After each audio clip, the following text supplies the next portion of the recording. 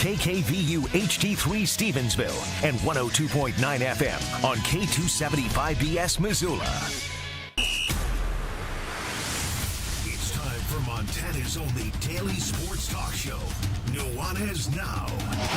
Watch the show statewide on SWX Montana Television. I like football! Now here's your host, Coulter Nuanez.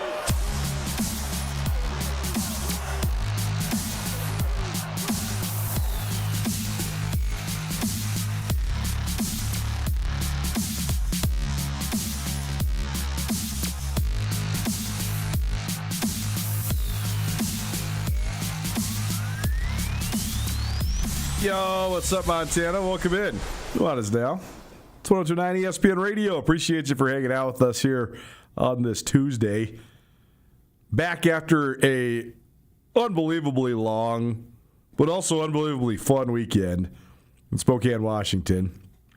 On a personal level, certainly informative and gratifying to be there with people from around the Big Sky Conference. I've been going to these media conferences and gatherings for years now, and the evolution of just the way time passes is so interesting.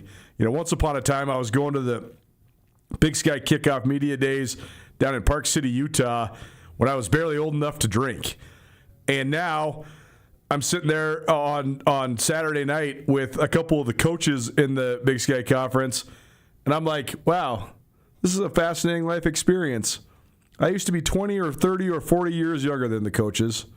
Now we're the same age because I've gotten older and they've gotten younger, and it's definitely fun. But certainly we have spread our brand and our coverage of the Big Sky Conference in a variety of different platforms over many years now. And very gratifying to know that people tune in and appreciate it and listen and all that. So yesterday we got a chance to do the show live from Northern Quest Casino.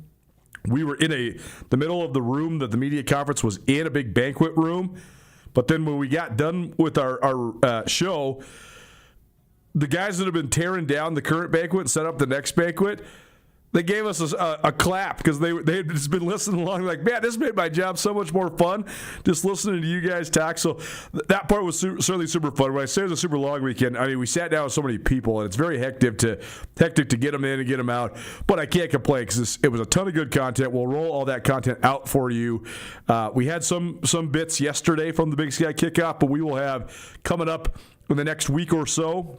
We'll have Bobby Kennedy from the Montana Grizzlies, Brent Vigen from the Montana State Bobcats, Caden and Taco Dollar from the MSU Bobcats, Eli Gilman from the Montana Grizzlies, and some other coaches and players from across Big Sky Conference football as well. So plenty of Big Sky Conference coming your way, which is why today I actually want to focus almost exclusively on high school football. I want to talk some high school football in the state of Montana. We're going to focus specifically on Class AA today.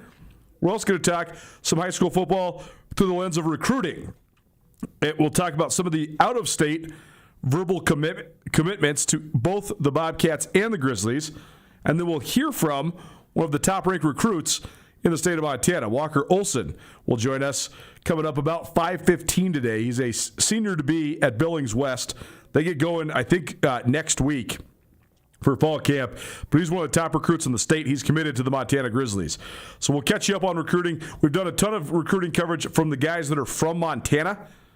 I think there's a total of 15 or 16 Montanans that are committed to Montana or Montana State currently.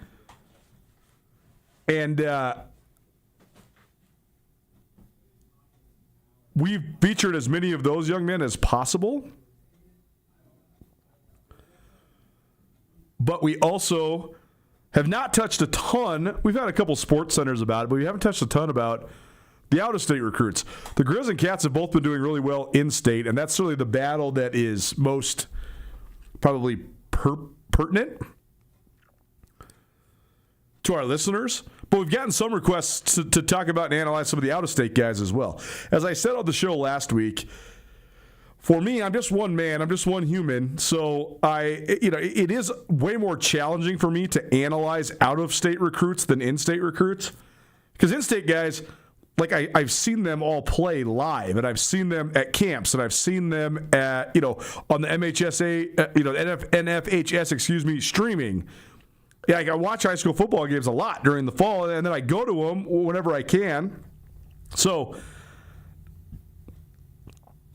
I can tell you, having watched Walker Olson, for example, who's coming up on this show in about an hour and a half, more like an hour and 10 minutes, I can tell you exactly how I think his physical skill set translates to the Big Sky Conference, because I see the Cats and the Grizz constantly, and I've seen him live and in person and on the stream and at camps. It's a lot harder for me to tell you, like when I'm watching film from, like Braylon Davis, for example, who's a DB from Texas who's committed to Montana State, or Rye Roberts, who's a wide receiver from Texas who's committed to Montana. Watching those kids film and then trying to then project how good is the level of high school football that I'm watching, how does that compare to what it's going to be like when he gets to the FCS, how this guy translates to the Big Sky, it's just a lot more challenging. That said, we can totally have a conversation about it still, because I do think one of the most interesting factors is I think both the Grizz and the Cats are recruiting very, very well out of state, and they have as wide of a recruiting net as I've seen. Usually FCS schools really only have the budget and the reach to recruit like certain hotspot areas, right? Like when Rob Ash was the head coach of the Cats, his priorities were 1A Montana, 1B Texas, and then California. And they had a couple guys that would recruit like the I-15 corridor in southern Idaho and northern Utah. But that was about it. 50% of the roster was from Montana, 25% was from Texas, and then probably 20% California, and then 5% from elsewhere. The Grizz under Bobby Houck were famous for recruiting outside of the transfer portal high school kids from Montana, Idaho, and Eastern Washington. Like that was their hot spot, their corridor. And they did very well recruiting those areas. Like Coach Houck used to always say, he wants guys that are from an 8-hour drive or closer, because that's just going to give them way more probably prior knowledge of the program, hopefully prior investment into the program. So that's all to say. In hour number 2, we're going to talk plenty of recruiting. We're also going to talk some NFL, but we'll highlight a lot of the out-of-state commits from to both Montana and Montana State, because we haven't really had a lot of time to talk about those guys. So there you go. That's what's coming up here on Nuanez Now. Appreciate you for hanging with us. Hope you're having a great start to your week. The smoke, certainly a bummer. Hopefully that can clear out. There's another fire going on, I think Fish Creek, like right on the way to Alberton if you're going west of Missoula. Saw that one pop up when we were driving to Spokane on Saturday night. So that's contributing to the smoke. I know there's a bunch of fires in Oregon as well. So hopefully the smoke isn't getting you down too much, and hopefully it clears out sooner than later. But if you want to stream the show, you always can. 1029ESPN.com. You can also always use the ESPN MT app. You can always find us also on YouTube and on Facebook and on Twitch. And if you'd like to be a part of the show, give us a call, 406-888-1029. That's 406-888-1029. And as always, we're coming to you through the Grizzly Disposal Studio. If you need a roll-off construction box for your construction project, call Grizzly Disposal. They can get yours to you within 24 hours. Don't wait days or even weeks for your construction roll-off box. Grizzly Disposal has them in stock and can get them to you fast. Visit GrizzlyDisposal.com or call 406-541-7171. Grizzly Disposal, the only bears that should be in your garbage. As I mentioned, we're going to have pretty much endless college football talk coming up here on ESPN Radio. We're also going to have plenty of high school football talk, but we haven't talked much about high school for a little while. So let's do some high school football talk. We are less than a month from the season opening. I think fall camps across the state start either next week or the week after, depending on which classification you're in or which when your opener is. We're going to focus on Class AA today. We'll do a couple of the other classifications a little later on. But Kalispell Glacier, this is Prep Extra, by the way, probably presented by Vertical Raise. Vertical Raise, the elite online fundraising platform. If you want the biggest checks for your high school sports organization, let Vertical Raise take care of the process. They can streamline the process for you. They can help expand your fundraising reach, and they can help your high school sports team get their biggest check of the year every year. VerticalRaise406.com. If you're watching on TV and you saw me grab my phone, it's because I was just going to the Instagram of the Vertical Raise guys, because they always have some fun stats for the money that they're able to raise. And Vertical Raise did a Kalispell Glacier Wolfpack Football Club fundraiser. They raised $37,975. So pretty darn cool. That's a great boost for Glacier, certainly. So good job for our good friends at VR. And we will have Peter Hamill from Vertical Raise coming back on the show. We'll start our Vertical Raise Class AA Player of the Week, which we'll do each week here on Nuanez Now, starting in probably about a month. So, Pete, if you're listening, that's sort of the timeline. We'll get this thing started probably about the last week of August. So, great job by you. Good job on the fundraising trail. But that's where we start. The defending champions in Class AA is Kalispell Glacier. And I am very interested to see what's next for Kalispell Glacier. On one hand, they have one of the best coaches in high school football in the state of Montana, and Grady Bennett. I know Coach Bennett has had some controversy this offseason. Kalispell Glacier was levied a sanction from the Montana High School Association. They were accused of and then confirmed of recruiting. So that caused for a fine, a suspension for Coach Bennett. He'll miss the first game of the year. And also, he stepped away from his duties coaching the East-West Shrine game. So certainly an interesting and some would say controversial offseason for Glacier. But I still think that Grady Bennett's one of the best in the business, and I love talking football with him. So I'll certainly effort him when it comes to helping preview this high school football season. But Glacier has certainly an interesting narrative coming into this year. They got great numbers up there. Again, Coach Bennett is a great coach, and they have a great winning tradition. They have been perennially in the playoffs.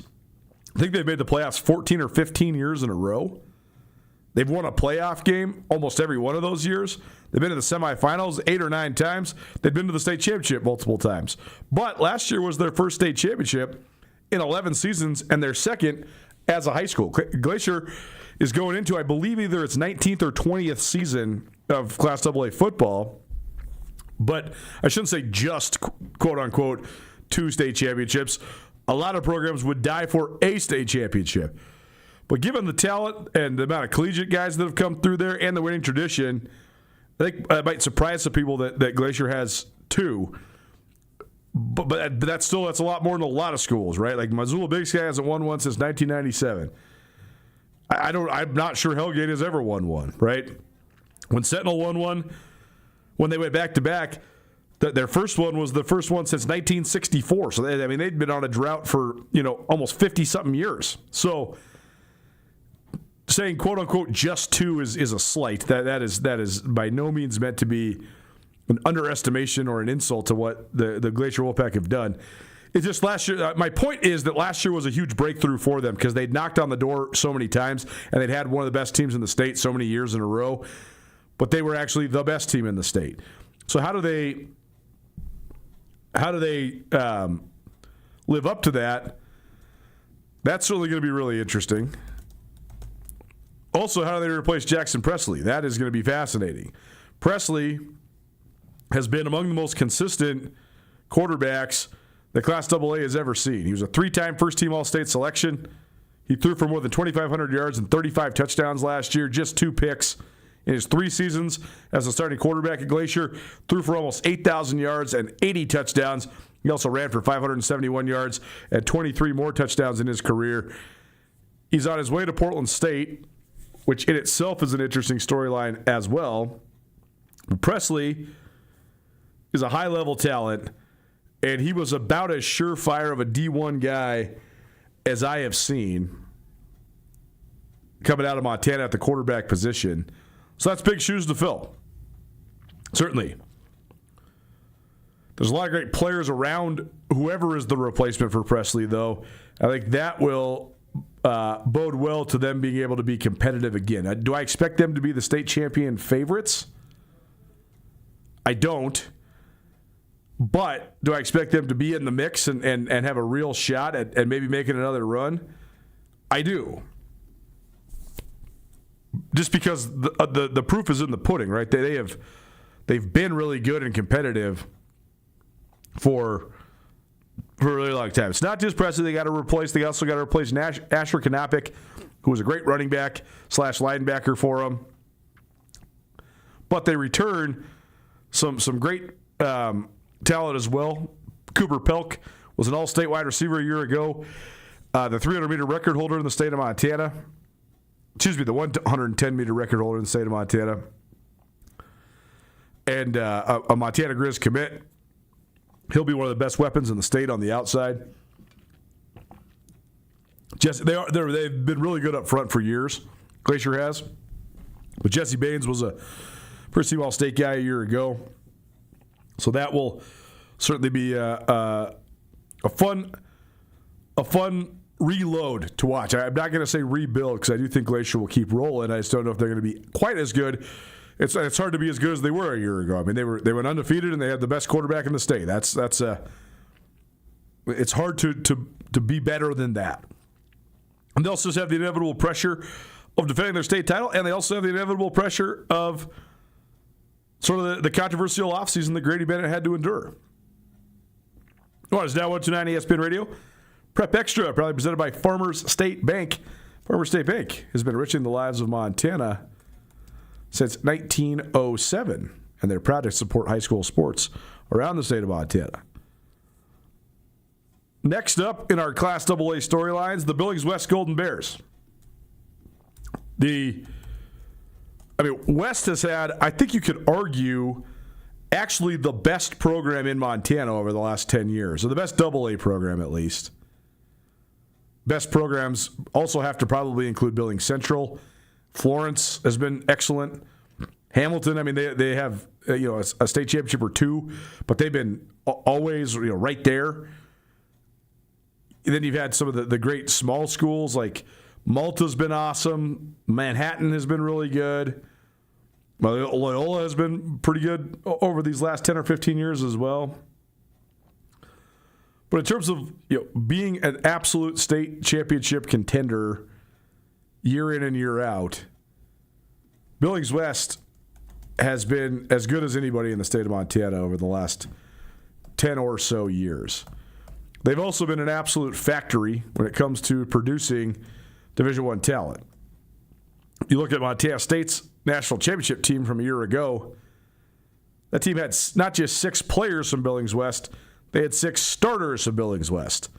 Taco Dowler, Caden Dowler, Braden Zimmer, all 3 of those guys are 3 of the best players in the country at the FCS level. They're all West High alums. Paul Brott was an All-American last year as a defensive tackle. West High alum. Neil Daly, if he didn't have some injuries last year, I think he could have been an inside track to it, being an all-conference guy as well. So they had a ton of dudes, but that's the narrative for Billings West is they've had a ton of dudes. The last time they won the state championship was back in 2018 when Jesse Owens was the go-to guy. Jesse Owens was one of the best players in the state, went to the Montana Grizzlies to play football, but then he decided he missed basketball, ended up transferring back home to go to Rocky Mountain College. But that West team beat Kalispell Flathead back in 2018. Well, they've been to the state championship 3 times since then, and they've lost all 3. They lost in 2021. They lost lost in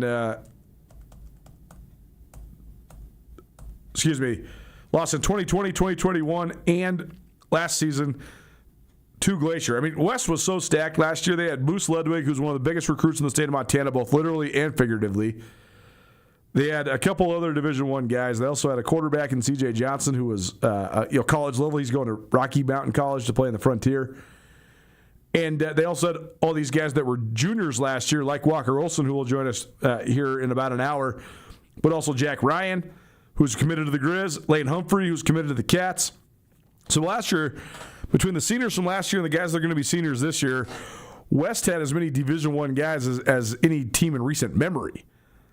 But that wasn't enough to overcome Presley and the Glacier Wolfpack. Kalispell Glacier beat Billings West in their season opener. That was the only regular season loss that West had. And then Glacier beat West in the state championship, 16-3, the final score. So it was not about Presley and his quarterback skills. It was about the Kalispell Glacier defense. It's a huge year for West. Again, they have 3 Division I commits on this team. Walker Olson is one of the top recruits in the state of Montana. Lane Humphrey was our Class AA Player of the Year last year on defense. He's a savage linebacker who's going to be a good player for Montana State. And Jack Ryan, some would tell you, is one of the smartest football players in the state of Montana. He's also a future Montana Grizzly. So, are they finally good enough to get over the hump? First of all, who's your quarterback going to be? That's a huge storyline across AA, right? Who is going to be the quarterbacks? Jackson Presley at Glacier is gone. C.J. Johnson at Billings West is gone. There's a ton of quarterback turnover. Eli Kasperg's probably the top returning guy in AA. He goes to Missoula Big Sky. More on them in just a minute. But if West is a big enough high school and also a good enough program that they're just going to have a guy waiting in the wings. Like I have no question that whoever's the starting quarterback there is going to be good. But can they be like really good, elevatingly good? That remains to be seen. West is going to be nasty on defense. They were great on defense last year. Several of their key cogs, all 3 of those D1 guys I just named, are all back. So I think they'll be great on defense, and I think they have a chance to be good on offense. And if they find a quarterback, they can be great. But I think West is the number 1 probably contender for the state championship. But they're going to have a lot of challengers, and they got to figure out a way to go over the top. But they've been right there, but they haven't won one in almost a decade. Prep Extra, probably presented by Vertical Raise. Visit verticalraise406.com to get the biggest checks for your high school sports organization. Next up, Missoula Big Sky. Big Sky was great last year, and then they sort of fumbled the bag down the stretch. They lost the last regular season game of the year, but they still were able to get a bye in the playoffs, and then they won a playoff game. But then they had the unenviable task of going to Billings West. They took the Bears down to the wire, but they lost 21-14. A lot of really solid players from that team graduated. Cormac Batt is going to Montana Western. Blake Williams, actually the Williams twins, they're going to Carroll College. But the Big Sky Eagles have 2 of the most talented players in the state to build around. Eli Kasper was a revelation last year at quarterback for Big Sky. He wasn't even expected to be the starter coming into the year. Avery Omlin gets hurt and misses the whole season, and Kasper has one of the great breakout years I can remember. Nobody knew his name in July, and by mid-September, everybody's talking about this kid. By mid-October, this kid's one of the best players in the state of Montana. And, then by December and early January, when Montana goes through their coaching transition, Eli Kasper's got an offer and he's going to the Grizz to stay home and play in his hometown. He's got an electric arm. He's super raw, but he's got great size. He absolutely spins it, and he's got a lot of gusto. Like he's got a lot of swagger to him when he's playing. So that's a great place to start. And then defensively, even though they do lose a really talented secondary, you have to also put the Ramos kid and the Marceau kid in there too. They were both good players for the Big Sky defense last year too. But they have Quincy King, who's a 3-star recruit up front. He's also verbally committed to Montana. There's to me, and I'm not trying to speculate or put words in anybody's mouth or make predictions that jinx anything, but to me, I think there's 4 guys in the state right now that are currently committed that I think if they had huge senior years, they're going to get offers from bigger schools than just Montana and Montana State, and either the Grizz or the Cats are going to have to hang on for dear life. Drew Almquist at Helena Capital, Walker Olson at Billings West, Quincy King at Missoula Big Sky, Cooper Pelk at Kalispell Glacier. I think all four of those guys are really talented, and they already are committed to in-state schools. I think Canton Richmond from Three Forks is probably in that conversation too. So I guess there's probably 5 guys that could be maybe FBS caliber guys.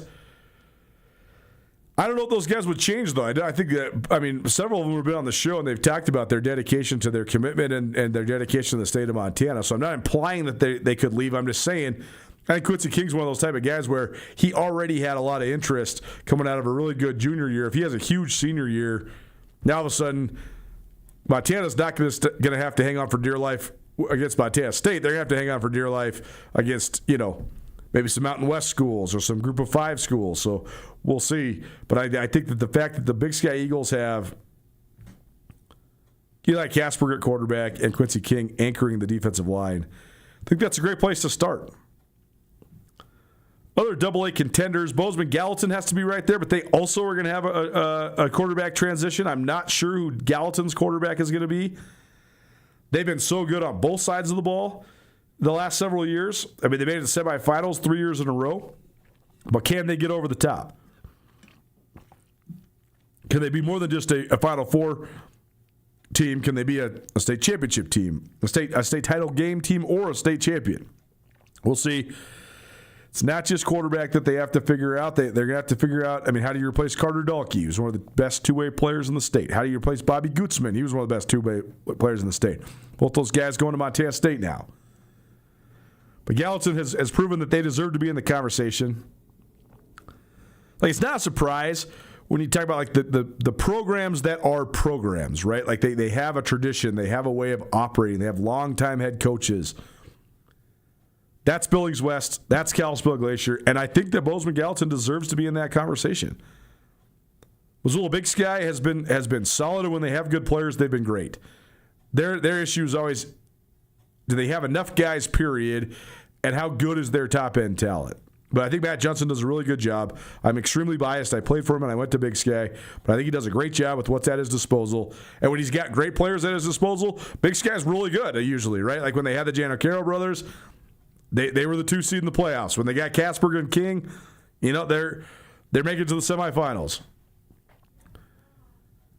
But I think that the programs that are the programs, right, the ones that deserve to be in the conversation year in and year out, no matter who is coming in, who's going out, Billings West, Kalispell Glacier, I think Bozeman Gallatin deserves to be there. I also wonder about Helena Capital, because Helena Capital has a long-standing tradition of being a great program, but it was a pretty abrupt and stark fall-off last year for Glacier. Or for Capital, excuse me. They won the state championship 2 years ago. Then last year, they didn't make the playoffs. Part of that was injury-induced. Drew Almquist got hurt. That set them back. They also had the unenviable task of replacing Merrick Mihalis. She had been the Gatorade Player of the Year at quarterback. And then he was a Montana commit. Then he decommitted to Montana, ended up going to Montana Tech. That's a whole different story for a whole different day. But I think that you have to expect Capital will be back on the winning side of things this year. Kyle Mihalis just does too good of a job for them to be a non-playoff team multiple years in a row. But they're going to have to fight their way back into the contention for the playoffs for sure. Also, where's Helena High fall into the mix? Helena High's been usually solid under Dane Broadhead.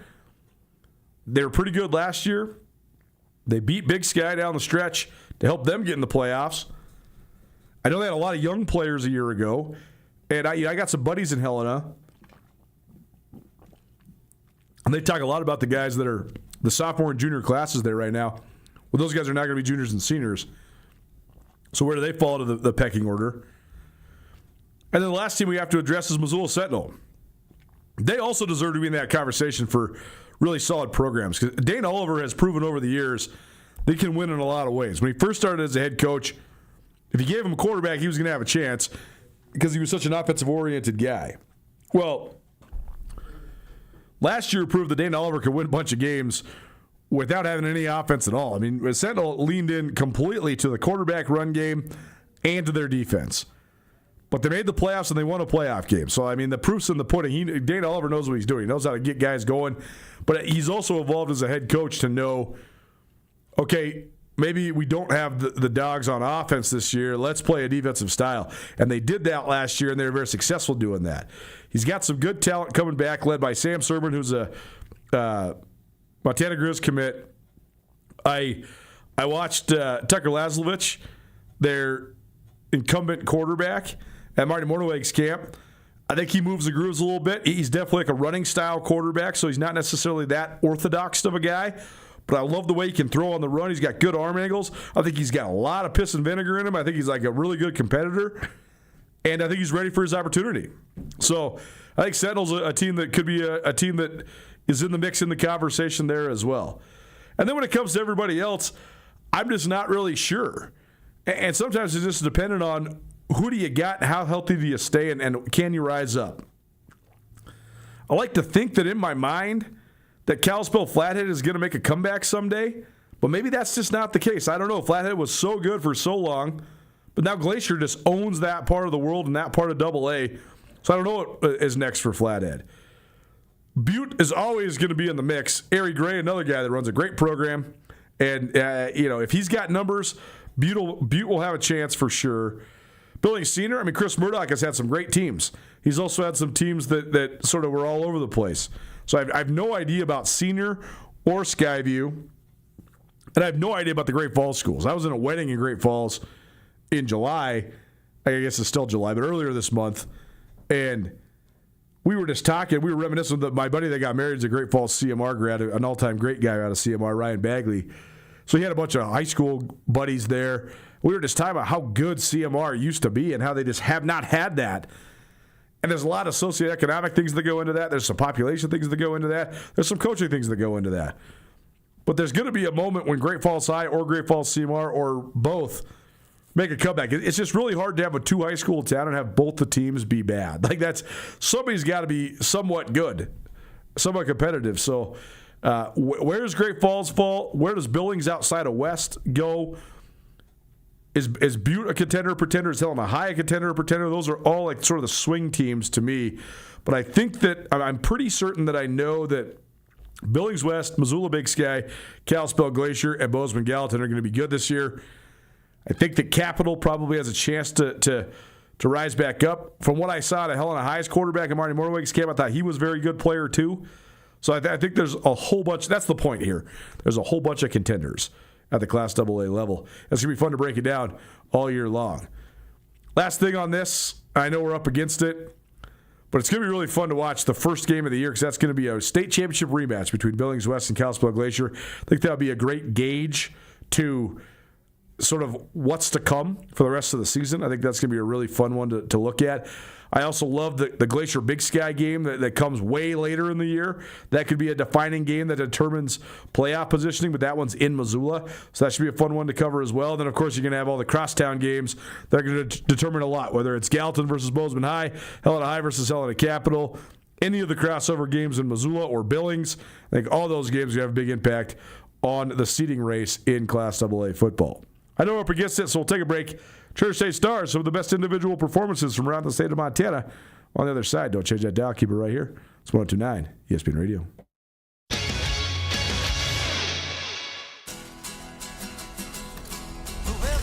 Around here, we see a lot of people head out. No matter where they're going, we just make sure they're ready. Before you hit the road, get a pre-trip safety check at Les Schwab Tires. Free. Plus, this May, save up to $200 on select sets of 4 tires. If we can't guarantee it, we won't sell it. At Shields, we're anglers, endlessly seeking and refining techniques. We're hunters and storytellers, because we've been out there. We're experts that put products and gear to the test, so we can share that knowledge with you. At Shields, we understand your outdoor journey and the path you're on, because we walk it too, every step of the way. Shields, right there with you. Mountain Town Vacation Rental Management, your local partner for vacation rental success. We provide a fully customized hosting experience tailored to your needs and goals. Your home is listed on every major site, helping you maximize visibility and bookings. And our local team is available 24/7 to handle guest needs and booking inquiries. Let us take the stress out of managing your vacation home. Contact us today at mountaintownvrm.com or give us a call at 406-369-3080.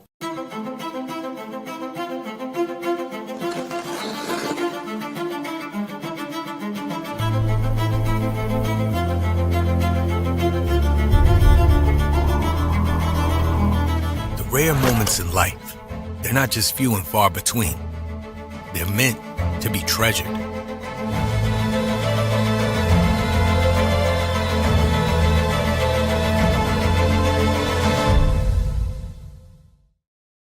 Bring the whole family to the Stone of Accord for a wonderful brunch. From traditional comfort food to eclectic specials, there's something for everyone to enjoy. And it wouldn't be a proper Missoula brunch without an Irish coffee and a mimosa. The Stone of Accord, Irish fare with Montana flair. Restaurant, liquor store, and casino. At the Stone of Accord, we use the freshest ingredients to create our homemade traditional Irish classics, fresh salads, and creative specials. Come enjoy our warm, family-friendly atmosphere. The Stone of Accord, Irish fare with Montana flair. Restaurant, liquor store, and casino.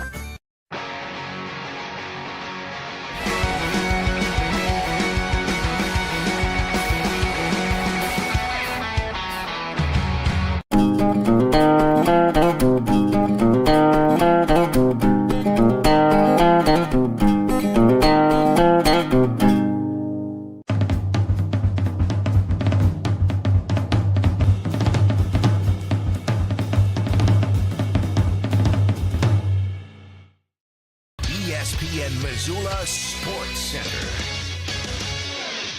The Missoula Mavericks are knocking on the door of the first three-peat in Montana American Legion baseball in nearly a quarter century. Hello, I am Colter Nuanez. The Mavs used a walk-off extra innings win last week to secure the number one seed at this week's Class AA Montana-Alberta American Legion Baseball Championship Tournament, and Missoula stayed red hot, earning 3 straight shutout victories in Lethbridge over the last 3 days. On Monday, Missoula moved to 3-0 this tournament by posting a 3-0 win over the upstart Billings Royals. Dawson Rodoni, Ethan Powell, and Coulter Nico Larson combined for a 3-hitter of the Royals Monday. Powell struck out 5 in 3 innings of work. Nico Larson also pounded out 3 hits, including 2 doubles, and drove in 2 runs, while also inducing the game-ending double play. 23 years have passed since a Class AA team three-peated. The Helena Senators between 2001 and 2003 are the only American Legion team to win 3 straight AA titles. The Mavs have won back-to-back titles 4 different times under longtime manager Brent Hathaway, but have not been able to win the third in the previous 3 tries. The Mavs play the Helena Senators Wednesday. If Helena knocks off Missoula, the Mavs draw a bye into Game 15 Wednesday, and Helena plays the winner of a Billings Crosstown affair first. If Missoula beats Helena Wednesday, the Mavericks must be beaten twice by either the Scarlets or the Royals to secure the three-peat.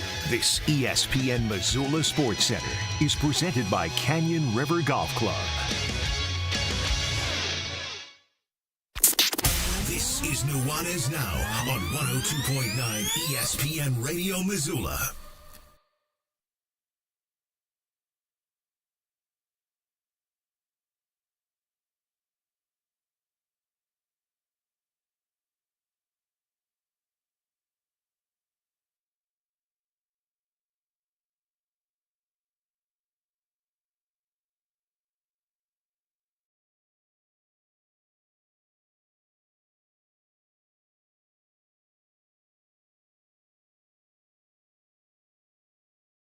Man, there was a moment in my life where I was driving on a lot of dirt roads and a lot of different places, and I love that song, man. Jason Aldean, I know, has become like sort of controversial, but also he's still a phenomenal songwriter, and I've seen Jason Aldean live and in concert multiple times, and he puts on a great show. Good news for you, good news for us. Jason Aldean's coming to Washington Grizzly Stadium on August 1st. That's Saturday. We gave you a whole bunch of tickets a while ago, but now we have more tickets coming your way. The doors open at 5. The show's at 6:30. If you'd like to go to Jason Aldean and Luke Bryan, the Double Down Tour at Washington Grizzly Stadium, here's what you got to do. Got to text us, 406-888-1029. Got to ask us a football question or give us a football talking point. Anything works. You want historical conversations? You want contemporary conversations? You want my opinion about something? You want my analysis of something? Text us, 406-888-1029. The best questions, we'll pick them. If you get read on the air, you'll get tickets to Jason Aldean and Luke Bryan Saturday night at Washington Grizzlies Stadium. Welcome back. Nuanez Now, 1029 ESPN Radio.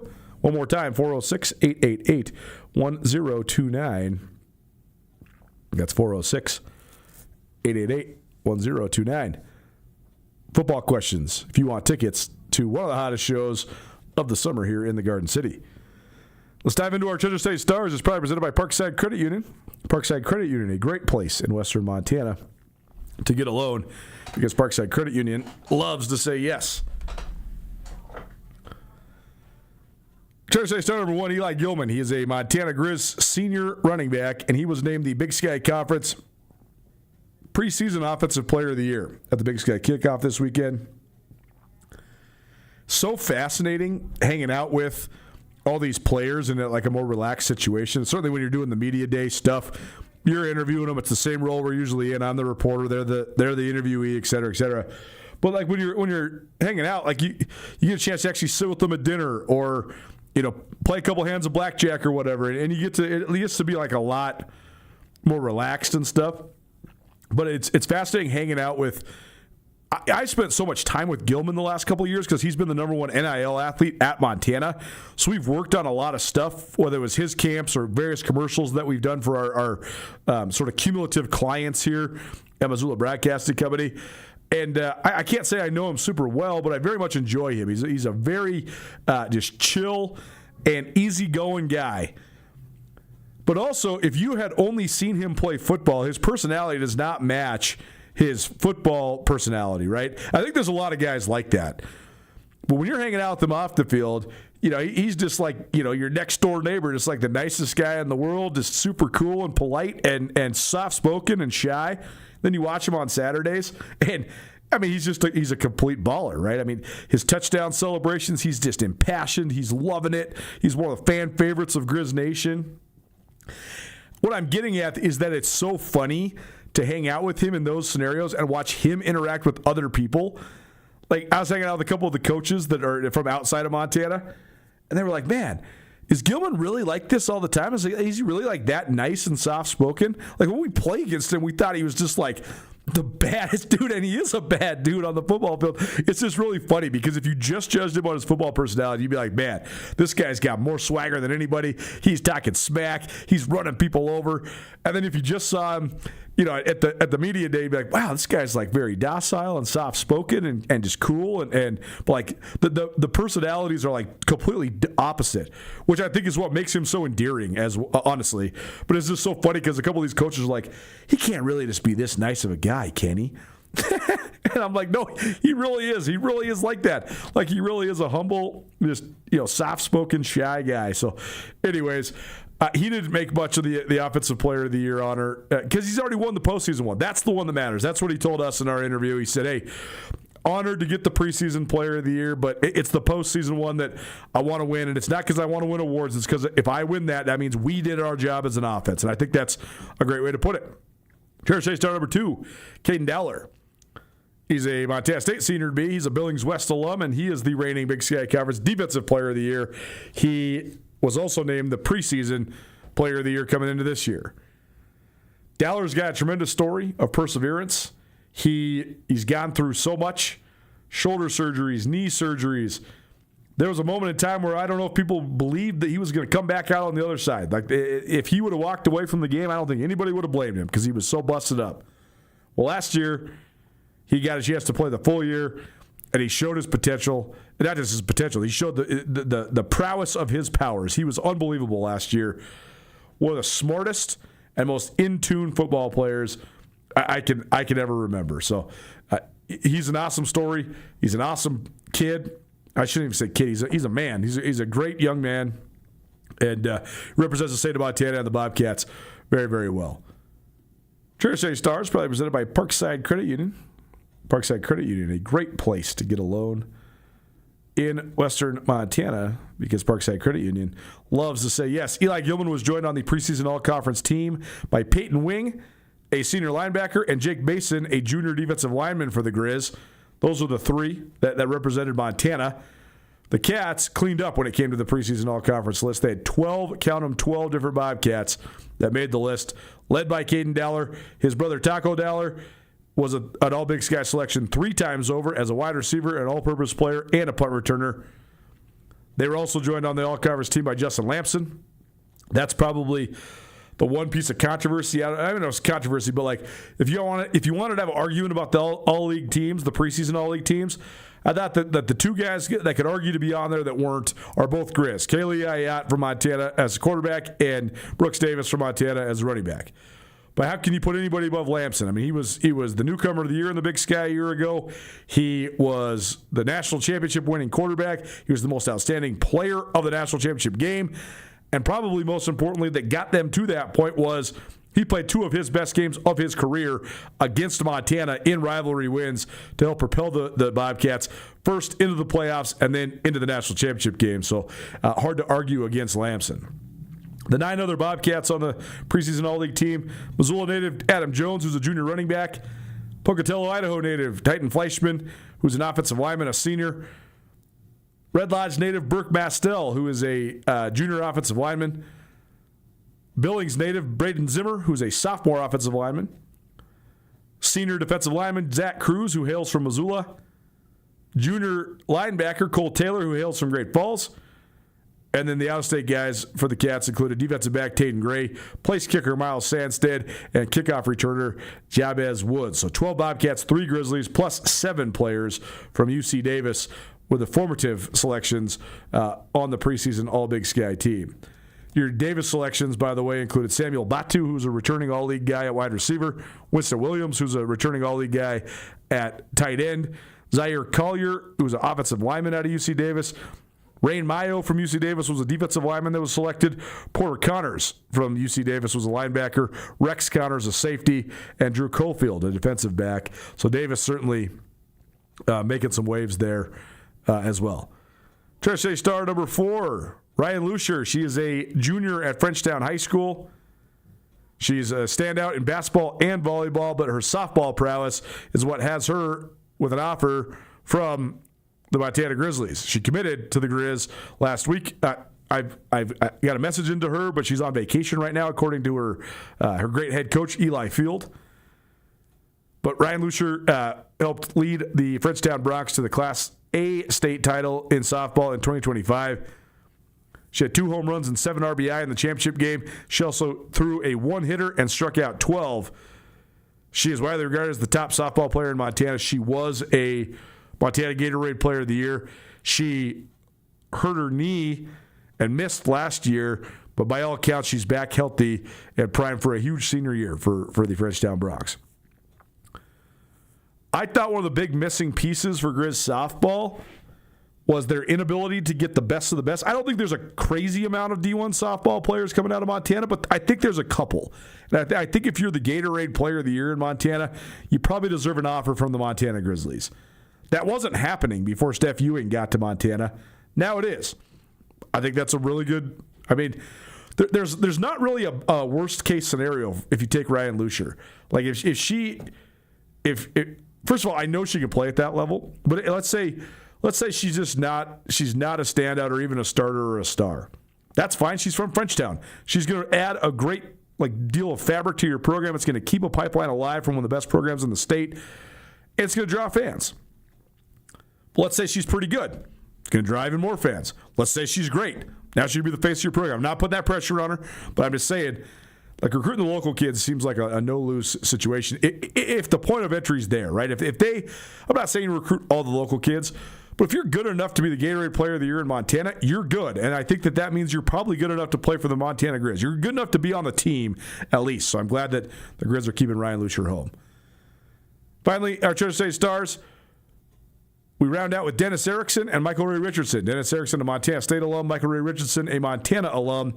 They were each inducted in the Big Sky Hall of Fame on Saturday night in Spokane at the Big Sky Conference kickoff.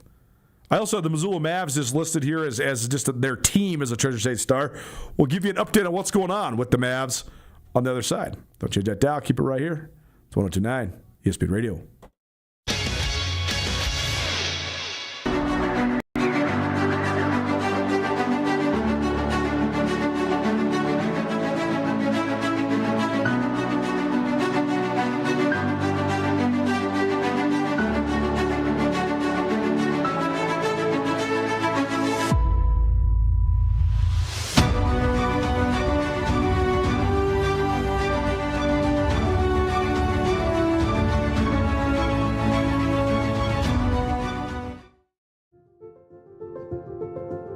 Life can change in an instant. If you've been hurt in an accident, suffered from medical negligence, or facing criminal charges, you don't have to face it alone. At Ryan Miller & Coburn, we're here to listen and fight for you. We're your neighbors, traveling across Montana to stand by your side as your link to justice. Real people, real help, right here in Montana. Ryan Miller & Coburn, your Montana attorneys.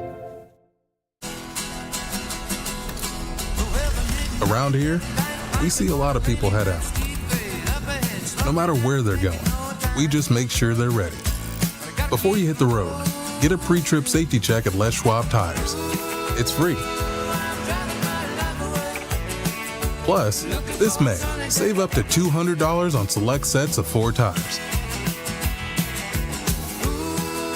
If we can't guarantee it, we won't sell it.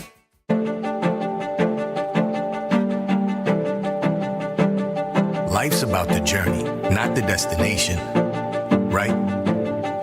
Why can't it be about both?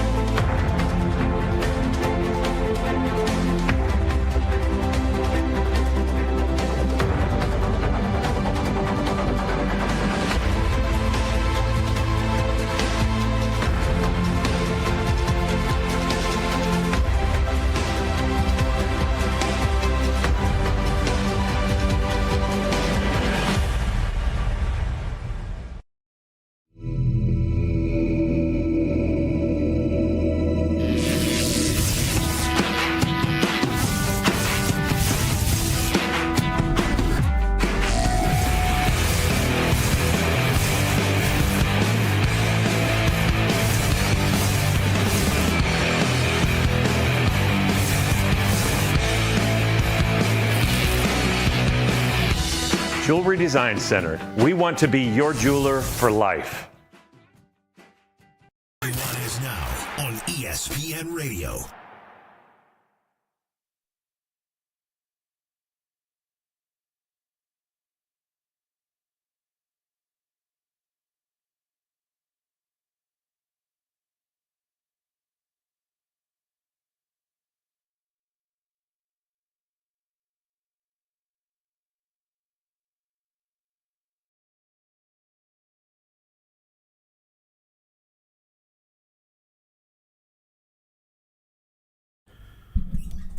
Welcome back. Nuanez Now tonight, ESPN Radio. Keep those texts coming in. The Double Down Tour coming to Washington Grizzly Stadium on Saturday. Jason Aldean, Luke Bryan. Should be a great show. Keep those questions about anything and everything football. You got talking points, you got arguments, you got historical facts. Anything, everything works. Just text us with the best questions. If you get read on air, you're going to get tickets to Jason Aldean and Luke Bryan Saturday night, Washington Grizzly Stadium. This is a good one. Appreciate Hayden for forwarding them along. How does the identity of the Grizz football team change going into a new season with Bobby Kennedy? With factors like no returning starters on the offensive line, is there a chance the Grizz tank this season and have to claw into the playoffs? Well, I think to briefly answer that question, we could go really in depth on that question actually, but to briefly answer that question, I think that the thing that makes sports so great and so compelling is that, there's a chance that anything could happen. Certainly the Grizz could tank. But I think that would take a lot of exterior factors. I think that they would have to have some pretty misguided coaching decisions and injuries, and they'd have to unravel as a team. I'm not saying the Grizz are going to be total world beaters in Bobby Kennedy's first year. I actually don't know. I could see the Grizz going anywhere between 7-5 and 10-2, maybe even 11-1, just depending on how certain games go. But the fact they got one of the best quarterbacks in the country in Kaylee Ayat, they got the best running back in the country in Eli Gilman, they got a revitalized energy with Bobby Kennedy at the helm, but most importantly, the fact they have 7 home games, and every one of those home games they will be favored or massively favored in. That just gives them a chance, right? I just think their non-conference home games, I just think that no matter if it's hard or easy or it's rollovers or blowouts or just getting by the skin of your teeth, I just think they're going to win all 3 of those games. Then at Oregon State, I don't know. I think it's a coin flip. It's not even a coin flip. It's an FBS game. So, okay, drop that one. Then you're at UC Davis. But I think they have a chance to maybe split those games. And even if you don't, you're 3-2. We got Northern Colorado coming to town. That's a win. You play in Flagstaff. It's going to be a big game, but I think the Grizz are better in Northern Arizona. Got Idaho coming to town. Another big game, rivalry game. But I still think in Missoula, Grizz are favored. At Eastern Washington, win. Portland State coming to Washington Grizzly, win. They got Idaho State on night game. If Idaho State lives up to the billing and the Grizz live up to the billing, that's a playoff game. That is for playoff positioning. But they're at home. And, of course, you got the Cat game as well. So, again, let's say they drop those 3 road games that are the ones that they won't be favored in probably. Oregon State, UC Davis, Montana State. All right? So then let's also say they lose one of the 3 out of at NAU, Idaho, and Idaho State. That's still 8-4, and you're still in the playoffs. What can't happen is dropping one of those non-conference games at home early on to Drake or Utah Tech or Southern Utah. You also can't lose any of the following games. You have to absolutely just drill. You have games that you absolutely have no possibility to lose, or not even possibility. There is no option to lose the following games: Drake at home, Utah Tech at home, Northern Colorado at home, Eastern Washington and Cheney, and Portland State in Missoula. Can't lose any of those. But if you take care of all those, you're going to be a 500 team because you just got 6 wins right there. So, in terms of how the identity is going to change, I think that the Grizz have been a team that has a defensive identity for basically most, if not all, of the last 23 years. They are going to have an offensive identity, at least I assume, because they have an offensive head coach. They have a returning offensive coordinator in Brent Pease, who is widely regarded as one of the best at his position, one of the best play callers in the country. And their offensive personnel is so headlining. I think that the Grizz having an offensive head coach while having their best players be on offense and having their best coaches on the offensive side of the ball is going to be actually a breath of fresh air in terms of the identity change that the program is going to go under. Bobby Houck has been a defensive head coach with a lot of great offensive players for a long time. That's worked out just fine and in some cases really well. But I think having an offensive identity with an offensive roster is going to be, I think, going to be a huge boost for the Grizz. When it comes to the part of the question about the offensive line, I actually think that having 5 or no returning starters actually could help the Grizz. Because I think they've been doing like this plug and play where they try to get senior transfers and meld them into a unit. I think they're going to go with a whole bunch of guys that aren't seniors. And I think that as a unit, they will collectively struggle, but then they'll collectively grow. And I think they have a chance to go from inexperienced and over their heads to solid to good to great, as we've seen so many offensive lines at both North Dakota State and Montana State do over the last 10 or 15 years. I also think that Brent Myers is a heck of a coach. I've always had great respect for what he does as an offensive line teacher. I think he'll get the offensive line going a little bit. So, I mean, I'm bullish on the Grizz. Again, I don't know where they're going to be there in that sort of like that 8 to 10 win range, But I do think that they're going to have an inside track to the playoffs, given their schedule and their personnel. And I think it's going to be – I would be very, very shocked if this season ends up as a total unraveling. But that's why we play the games, and that's what makes it fun. So as now 102.9 ESPN Radio, I promised some Missoula Mavs talk. We'll give you that on the other side. We'll also continue to give you a chance to win concert tickets. Well, before we take a break, how about a chance to win some Taglieri Deli? Tag Tuesday, every Tuesday here on Nuanez Now. Tag has the best sandwiches, the most consistent sandwiches in the state of Montana. I was in there the other day picking up some more gift cards. Man, they crank it out. It's like watching magic. It's like Willy Wonka and the Chocolate Factory of sandwiches in there. Everybody's busting them out. They're so efficient, and the sandwiches are absolutely delicious. You can use your $25 gift card on Sammy's or on the Italian-style goods that they have there, pastas, pasta sauces, Old World wine, all that sort of stuff. All you got to do right now is text us. Give us talking points for the show this week. 406-888-1029. Tag Tuesday, every Tuesday here on Nuanez Now. Mavs baseball. Today in sports history. Recruiting and some NFL. All coming your way in hour number 2. Don't change that dial. Keep it right here. It's 102.9 ESPN Missoula.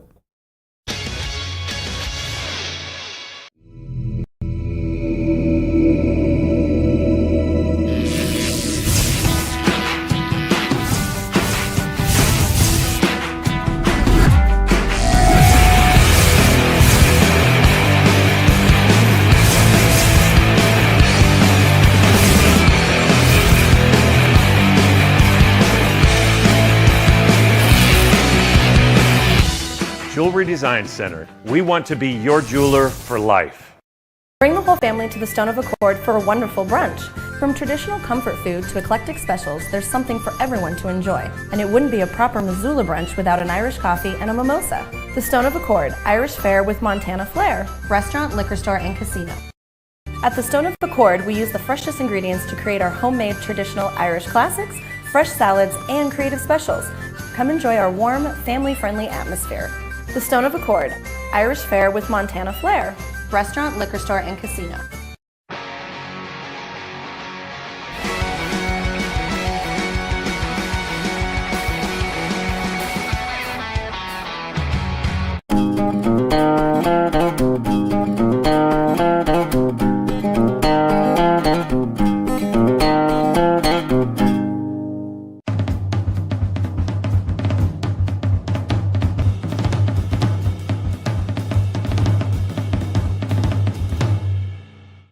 In honor of our Green Nation's 250th anniversary, Mattress Firm is having its biggest 4th of July sale ever. The entire lineup of top-rated mattress brands are on sale with prices starting at $149 up to top-of-the-line mattresses with lifetime warranties. Get the sleep you deserve with payments starting at $39 a month. Mattress Firm has pillows, sheets, adjustable bases all on sale too during their biggest 4th of July sale ever. Locally owned and nationally known Mattress Firm.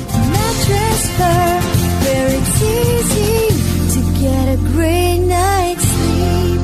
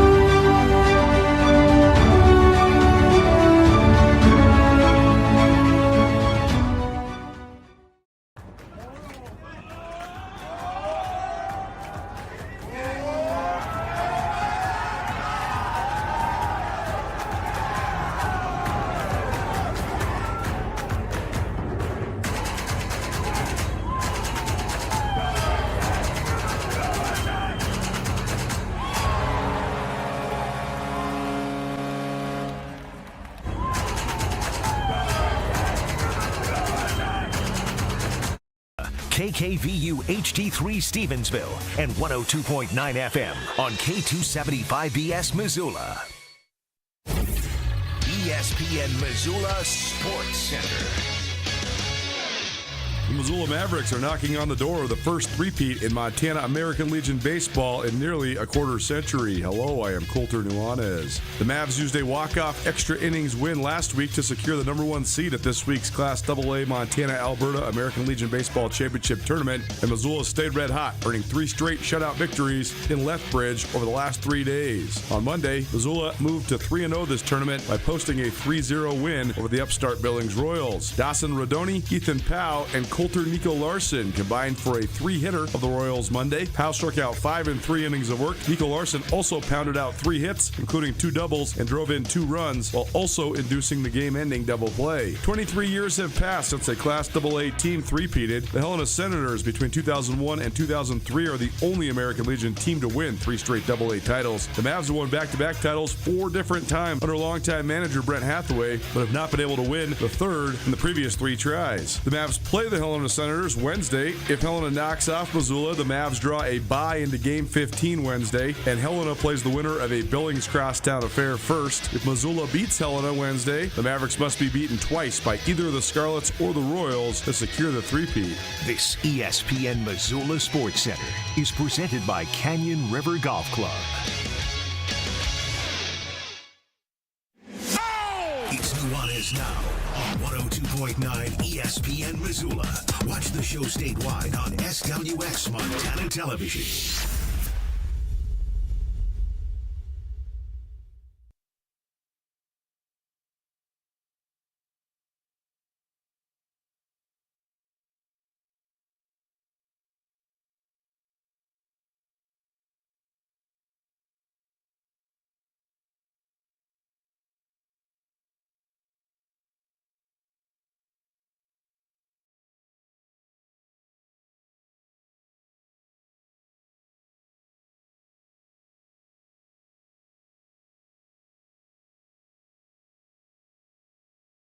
Welcome back. 129 ESPN Radio, SWX Montana Television, and the ESPN MT app. Colter Nuanez coming to you through the Grizzly Disposal studio. Grizzly Disposal, very engaged in our communities. They give back each quarter to organizations like Chicks and Chaps, the Grizzly Scholarship Association, and more. Grizzly Disposal, proud to present our studio sponsorship here at ESPN MT, and the only Bears that should be in your garbage. If you missed anything in the first hour of the show, you can always find it on the Nuanez Now podcast, which is available on all your various podcast hosting platforms. We talked Class AA high school football storylines. We gave you our latest Treasure State stars, and we answered some listener questions. We also gave you a chance to win tickets to one of the biggest shows of the summer, Luke Bryan, Jason Aldean, coming to Missoula on Saturday. Congratulations to our winners. But keep those questions coming in. 406-888-1029. If you missed any of that talk that we had in hour number 1, all of it on the pod, please rate, review, subscribe. Latest question, what will the biggest surprise in the Big Sky Conference be this year? Stats, records, postseason snubs, anything. It's a great question. What is my biggest surprise in the Big Sky this year? I think that UC Davis, despite the fact that they lost Caden Pinnock, the freshman of the year in the league last year, who transferred to Washington State, I think that I think UC Davis, because of the momentum of their program, the head coach that they have at their helm, and Tim Plow, and most importantly, their Big Sky schedule, has a chance to be the league champion. I'm not saying they're better than Montana State or Montana, but here's the issue for Montana State and Montana. Montana State and Montana have to play each other. Someone has to lose that game, right? Montana also has to play at UC Davis. Montana also has to play at NAU. The Grizz also have to host NAU and play at Idaho on a Friday night, and that turnaround is going to be one of the definitive moments of the season for MSU. They're going to host NAU on a Saturday night, nationally televised game, then have a short week and have to go play in Moscow on Friday night. Again, I'm not saying NAU or Idaho are better than Montana State. That's just really tough to have a short week because of a night game into a shorter week for a Friday night game. It's just that is a scheduling challenge for MSU. Meanwhile, UC Davis gets to host the Grizz to open conference play. They don't play the Cats. They don't play Northern Arizona. They don't play Idaho. They don't play Idaho State. That's pretty good to miss all those teams. So I think Davis just has a chance to be maybe the surprise Big Sky champion, not because they're the best team, although I do think they're very good, but because they don't have to play most of the best teams. As Tim Plow told us, Sammy Akim asked Tim Plow about having an easy Big Sky schedule. And Tim Plow just looked at him like he had three heads. He goes, "That's rat poison, dude." He's like, "There's no such thing as an easy schedule. We got to play everything." He's like, "How do you know? You might think that this team's going to be this, but what happens when this team is really good and we just didn't predict it, right?" I get where both of those fine gentlemen are coming from, but if UC Davis was the champion in the Big Sky, even without being the definitively best team, that wouldn't be that surprising to me. Great question. What's another statistic that I could give here? Because somebody the listener asked, "What's the biggest surprise?" Either stat or record or anything like that. I'm trying to think. So many of the defenses have caught up with offenses, but also teams just operate such balanced styles where they try to protect the ball so much now, even if you're not even a ball control team, that statistics just aren't as overblown as they used to be in the Big Sky. So so many of the records are safe. Eli Gilman going after the single season touchdown record might be something that's in the mix. But some of the single season records for some of those single season receiving marks are just, they're not even in the cards because teams just don't throw the ball like that anymore like they used to in the Big Sky. There used to be some teams in the league that would throw the ball 50, 60, 70 times. But some of the running backs too, though, used to have such crazy stats, and I just don't know if that. I think it's a combination of two things. Some of those guys aren't landing in the conference anymore, but also sometimes some of the guys, when they do land in the conference, then they have great years and then they transfer. But I also don't think that there's as many bad defenses in the conference as there used to be either. It used to be you'd play some games where you just knew you were going to rush for 300-something yards no matter what, because that team was just not that good. I actually think the league's not as good as it used to be on the top end, but I think it's better than it used to be in the middle and the bottom. So I think that makes some of the statistical anomalies not some of the statistical records, I should say, not necessarily up for grabs. It's the same thing with the defensive records, right? Offenses have evolved so much now to be sophisticated enough where quarterbacks just get the ball out of their hands so fast. So 15 sacks used to be sort of the benchmark. If you had 15 sacks in an 11 or 12 game season, you're going to be a candidate for the Buck Buchanan Award. Then it was more like 12. Well, now guys are leading the league in sacks with 8, 9, 10 sacks. We have not seen a crazy huge sack year in quite some time. And again, that's just because of the operation and the efficiency of offenses and the mobility of quarterbacks. It's so hard to sack most of these quarterbacks now.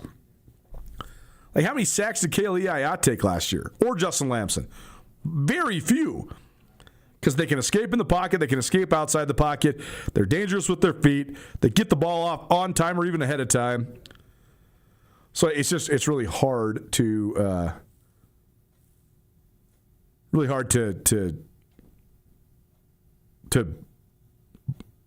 manifest huge defensive numbers because of the efficiencies. Nuanez Now, 102.9 ESPN Radio, SWX Montana Television, and the ESPN MT app. I wanted to go through the recruits from out of state, but we'll do that in a minute. I want to keep it on the in-state recruiting angle, though. Speaking of great athletes, great players, I caught up with Walker Olson. To me, he's one of the best recruits in the state of Montana. He is a Billings West senior to be. He is a great talent who has turned himself into a heck of an athlete, and he's one of a trio of guys at Billings West that are Division I caliber. Olson's rise first started last year with an all-state football season. He's kept on getting bigger and stronger while maintaining his speed. Then during the spring, he went to an Under Armour reveal camp, and he ran a sub-4 640 at 210 pounds, which for a junior in high school is a really good time. And then he had a great track year, where he was flirting with breaking 11 seconds in the 100 meters. That helped get him interest from several Mountain West schools, including San Diego State, and, of course, offers from Montana and Montana State. He committed a couple weeks ago to the Montana Grizzlies. I think he has a chance to be one of the best players in Class AA and in the state of Montana this upcoming year. Our recruiting coverage of the in-state recruiting battle continues right now, right here. Our recruiting coverage continues here on Nuanez Now, 102.9 ESPN Radio, as well as SWX Montana Television and the ESPN MT app. Walker Olson, a senior to be at Billings West High School, joining us. He is a Montana Grizz football commit. Walker, thanks for being here, man. How's it going? Good. How are you? Good, man. First of all, it's been fun to follow Billings West this last handful of years. I mean, West has always had a great program, but lately, Rob Stanton and the crew cranking it out when it comes to Division I opportunities. So just tell us about that element. There's been a lot of guys that have gone to both the Grizz and the Bobcats over the last couple of years. Why do you think Billings West is producing college talent at such a high level right now? I think we got to give a lot of credit to our strengths program, Mark Johnston. He builds athletes for sure. I mean, when I walked in, I was 60 or 70 pounds lighter, and he just breeds athletes. Like, the work ethic, it's nowhere else in the state, definitely nowhere else in the city. You look at Moose, he's obviously huge, You look at Lane, he's built as well. It's a lot that goes into it. We're working year round. So, well, certainly it showed up, and you guys have gotten some awesome opportunities for sure. Yourself and two other your fellow classmates are all college commits as well. You've had Jack Ryan on this show. We're efforting Lane Humphrey, but I know you and Lane have spent a lot of time together and played a lot of football together as well. But he's going to the Cats, you're going to the Grizz. So tell me about what the conversations have been like, especially since you guys both committed. We were always wanting to go to the same school initially, but I guess it just didn't go that way. But yeah, he persuaded me a little bit. We went on our visits together and everything. But at the end of the day, I guess we just chose the better fit for each other. And, it's kind of funny because our lifting rack is Jack Ryan and Lane Humphrey.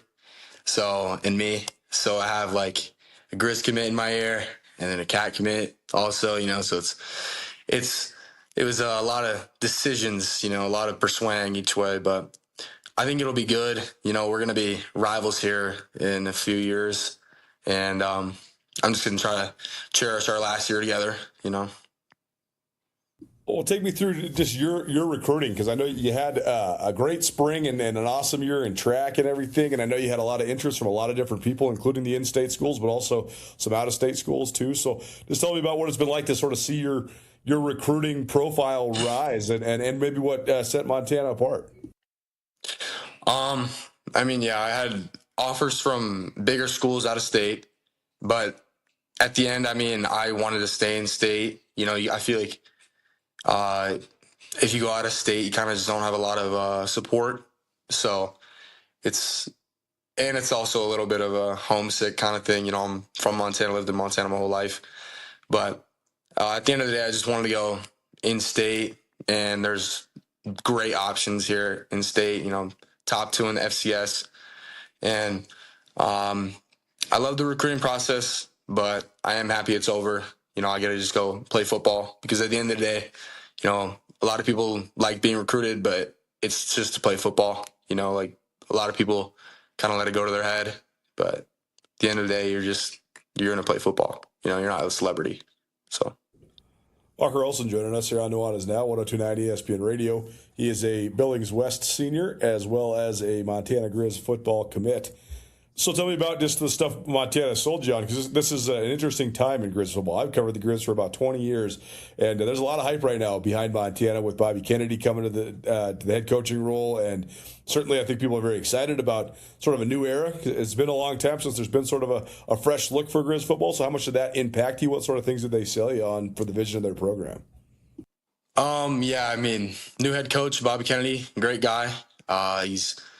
He prioritizes in-state recruiting a lot more than the ex-head coach. And, obviously we know here in Montana that in-state guys can impact the team because, you look at the Bobcats, they had 6 West High alumni they're national champions. So Right. I think it's great that he's prioritizing that. And he's won the AA recruiting for the first time in a long time. And I mean, it's a great recruiting class. I like all the guys there. So I think it can be great, Have you talked to some of the other incoming commits? 'Cause I think there's like 9 guys from Montana, including, like you're saying, several of the best AA guys: Drew Almquist from Helena Capital, Cooper Pellet from Kalispell Glacier, yourself, the guys from Big Sky, Casperg, and Quincy King. So have you spoken with those guys or messaged with those guys at all about sort of you guys revitalizing Grizz football from an in-state perspective? Yeah, I mean, I'm pretty good friends with those guys, especially like Cooper Pelk and Eli Casberg, and when I saw those guys committed quite early in their process, it kind of was like, maybe this new head coach is the real deal, but yeah, I mean, it's kind of funny, like we're going to play each other this year and, we're not teammates yet, but I'm good friends with those guys. So people I want to be around. Yeah, that's cool that you guys have been able to connect and reach out and stuff like that. And it seems like everybody sort of had similar experiences with the way that BK has recruited you and the things that he's telling you about sort of the future of the program. So that's certainly pretty cool. What do you think of just being a Montana guy getting to represent for the state of Montana at the University of Montana? Is that something you take pride in? 100%. I grew up going to Grizz games all the time. Been a fan of the Grizz my whole life. And I always wanted to be on that field ever since I was like, I don't know, probably 5 years old. And it was just kind of surreal, like when I finally was talking to them more and they offered me a scholarship, it was pretty cool. I was like, I'm actually here now and I can actually do this. So definitely have a lot of pride going there. And I have a lot of family that are fans, been fans, So. Was there any Grizzly you looked up to growing up, or any guys that you really idolized or were big fans of when you were a little kid? Yeah, former 37 Tucker Shy. I looked up to him a lot.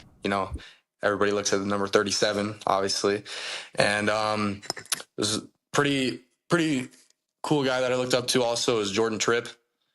He had success in the NFL too, but yeah, like those are the 2 guys that I really looked up to. Like they're big, badass guys, and little me. I just thought that was the coolest thing. So, well, that's awesome, man. We still do a lot of work with Jordan Tripp, so I'll pass it along. I'll tell him that you looked up to him because he'll love it. He's still all about the Grizz all day, every day too. So that's pretty cool. So in terms of the sort of the transition to college, are they looking at you on defense? I'm assuming, right?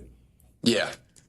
So how do you think you translated, and what do you think that's going to be like? 'Cause I know you've been playing a lot of safety here in high school. We're probably looking at you at linebacker defensively. So what are you most excited about for that transition? How do you think that transition is going to go? Well, I'm excited to be in the box more, kind of be in the run fits more. And also like this year, I'm playing like a nickel safety. So I'll drop back in coverage a lot of the plays, but also be in the box. So, I mean, that'll be fun. Like, did that at our team camp. Really liked it. Liked being engaged in the run. And also, just like being bigger, like for the role. I've put on a lot of size this offseason. And I'm looking forward to like the nutrition there too, because you can do like all the work you want, but if you don't have like the right nutrition, it's not really worth it. So, I mean, I'm excited to get there, get in the linebackers room, and kind of take the learning curve, but ultimately just play linebacker. You mentioned the strength program there at Billings West, but I've followed you for a couple of years now, and you put on a lot of size this last year and a half or so. So what's been the thing that's driven you forward when it comes to that? I mean, how do you keep yourself motivated? Because it takes a lot of work, takes a lot of discipline. So how have you been able to do it? And also what's kept you motivated to be able to do it? Well, I think the biggest thing is outside of football, I was just like a really skinny kid when I was growing up. And once I started working out, started kind of like seeing progress. And I really just liked that. I liked improving myself. And as it gotten more and more like you just look in the mirror and you just want to look better, you know. You like what but you see. Also, that's right. getting stronger too. Also, and it really helps your play. You know, like bigger, faster, stronger plays. So, you know. It seems like it's translated pretty easily for you onto the football field too, right? Like sometimes when guys get a lot bigger, they lose some of their fluidity or their flexibility and the range of motion. But it seems like you still move really, really well, run really, really well. So, I mean, has that taken some effort too, or has that come pretty naturally to you? I mean, I'd always been pretty naturally like gifted with speed, but I think just like the program that we go through has made me a lot faster as well. Because I was kind of scared to step on that track after gaining about 20 pounds since basketball. Right. So I was a little scared, but to my surprise, I actually got faster. So I was thrilled with that. Yeah, it's awesome. Well, I mean, you're a great track athlete too. So how much do you think track has helped develop you as an athlete, but also open doors for you as a football recruit? Well, I mean, track's huge in the recruiting process for football because obviously speed plays, and like when you put out good times, colleges look at you, you know. Exhibit A is Moose Ludwig. Honestly, huge guy, right? Once he shows that he's really fast and really big, that kind of put him out there on the map a lot more, you know. And yeah, I mean, we have a great sprints coach at West High, Coach Bloomquist, and he definitely got me a lot faster. I mean, I was running in like the 12s my freshman year, and then fast forward to now almost in the 10s. So for the 100-meter, of course. But yeah, I mean, he puts us through a lot, but it's worth it in the end. Totally, and it's definitely been paying off. And it's one of the cool parts about Montana, I think, right now too, just the state, because I think that sometimes guys maybe don't get noticed like they should. But if you got the times, like if you got the track times, that levels the playing field across the board, right? Like you keep mentioning Matt Ludwig. I mean, as soon as he ran that 11.2 at 245 pounds, everybody's like, oh, yeah. Yeah, for sure. That guy, so it's pretty cool the way it's been able to level the playing field. Well, Walker Olson joining us here at Billings West High School. We got to talk about the high school football season, then. That's coming up right around the corner. I'm sure you guys are starting here pretty darn quick. So obviously a lot of motivation for you guys. You've been awesome the last couple of years, but haven't been able to quite get over the top. So what is sort of the motivation amongst you and the rest of the team, and how you feeling coming into your senior year? Well, obviously second place hurts a lot, and we play them, we rematch them first game of the year. So we kind of, our coach during conditioning, he's like repeating the score, our third down conversions. It was awful in the championship game, all that stuff.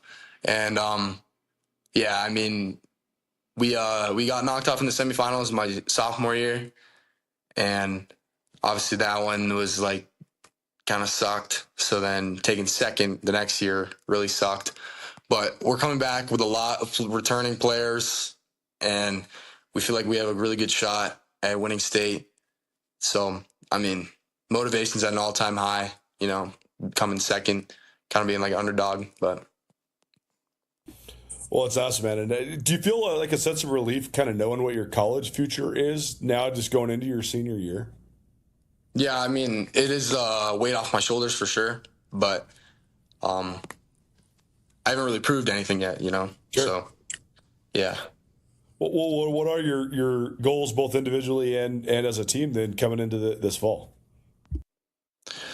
Individually, I want to be first team All-State, both sides of the ball, and do a lot for my team, but also play as a team, not really do other people's jobs, because defense doesn't really work out when you do other people's jobs. Our defensive coordinator says a thing called like the weeble wobble effect.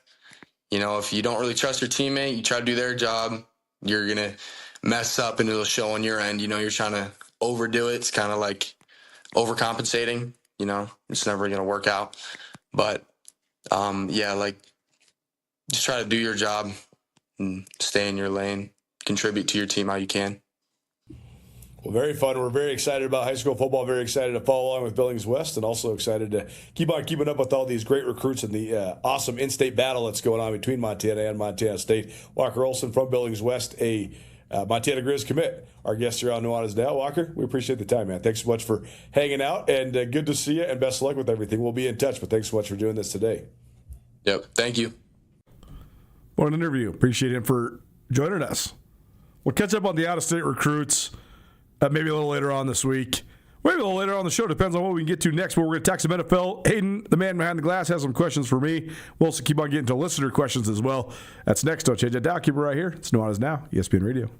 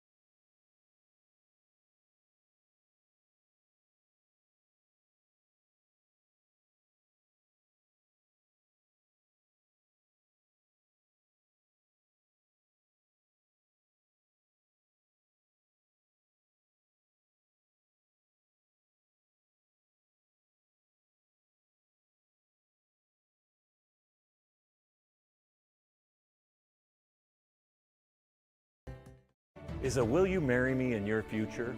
Or maybe you do it all over again. Hi, I'm Brian Toon with Jewelry Design Center, inviting you to come see the largest selection of Will You Marry Me in the state of Montana. The brightest diamonds of every shape and size, unique settings built to last, and skilled jewelers on site offering free sizing and maintenance for life, because that's how long we want to be your jeweler. Jewelry Design Center in Missoula, on Brooks, across from the Montana Club.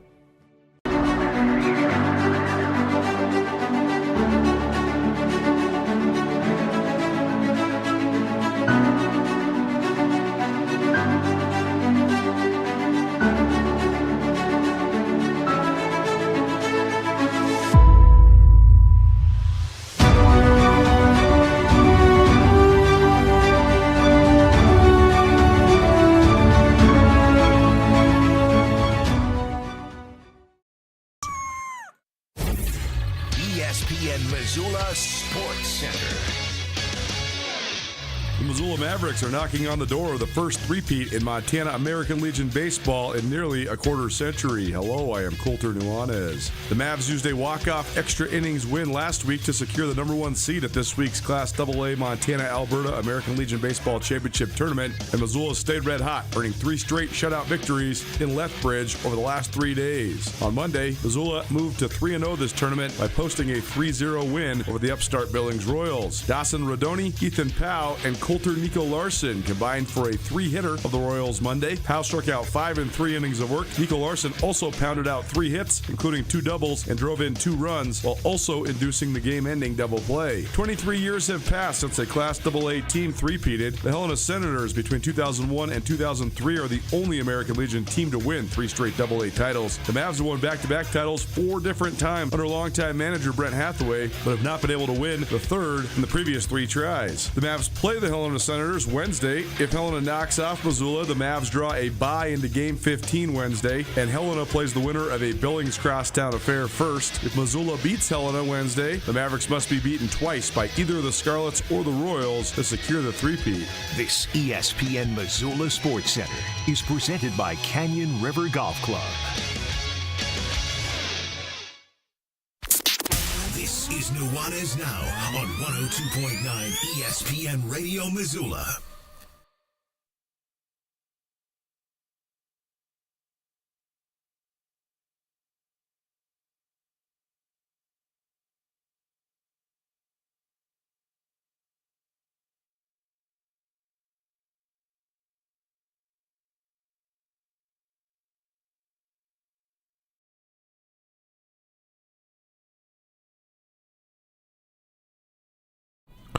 Welcome back.